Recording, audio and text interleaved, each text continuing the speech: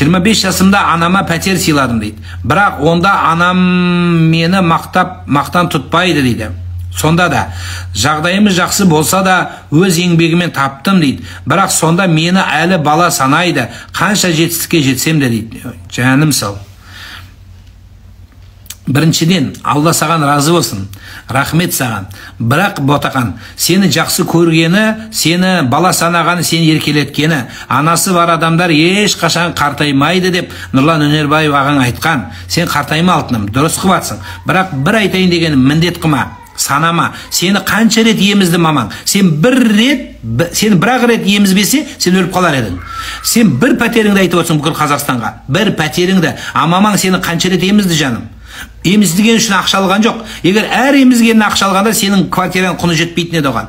Сенің тұшып қойып боғыңды сасып жатқанда іріп-шіріп, сенің боғыңды ауыстырмағанда аяғың ортасы прет етіп, құрттап биттеп кетер едің сен. Өліп те қалар едің. Жоқ, сені жуып тазалап, жуып болғаннан құйрығыңды сүйген сенің мамаң. Сол құйрығын сүйген мамаңа қолын сүйіп қызмет қыл жаным. Сен құйрығыңды сүйген мамаң. Осы балам аман болсын деп саған өмір тілеген. Сенің енді бір квартира бермесең де ол өмір сүреді.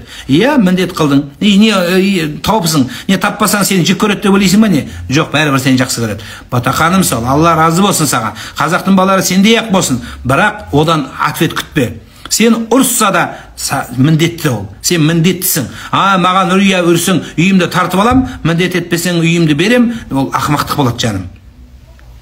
Қазір сен жастың 25-те, жастың әлі өкініш бар сенде. Түсінбестік бар дегенім, кейін бұл нәрсе өтеді жаным. Бұл өтіп кетеді алтыным, бұл өтіп кетеді. Өткен кезде өкініште қаласың. Қап, мамама бекер айтқан екем деп өкініште боласың. Сен қанша рет емізді сені, қанша рет түнгі ұйқысын бөліп, көзі битіп жатса да сені іздеп тауып ал. Сен бомба жарылса, мылтық атып, оянбауың мүмкін. Бірақ сен қыңқ десең, секіріп оянды мамаң. Секіріп оянды. Папаң оянған жоқ. Папаң айтты, алып кетші ана бөлмеге деді. Алып кетші бар, емізші дейді. Тыныштықпеш маған дейді. Сол кезде жылап тұрып, температура көтеріп ауырған сенікі. Сол кезде семен бірге қоса жылаған мамаң. Семен қоса жылаған. Ол кезде оның үйі жоқ еді. Ол кезде ештеңесі жоқ еді. Сен бар едің. Сондықтан жаным, саған өмір сыйлаған анаңның сені битіп былай-былай қарап өлтіре салса қолында бар еді. Қақалып қалсаң семен бірге өліп қала жаздаған. Жүрегі ауырып, врачпенен ұрысып, битіп қалтырап дірілдеген анаңа бір кішкентай бір алып берген үйіңді жаным. Даже дүниенің сарайын әперсең де міндет қылма алтыным. Ол онсыз да өмір сүреді. Сол мамаң өліп қалса, сол үй саған қалады бәрібір.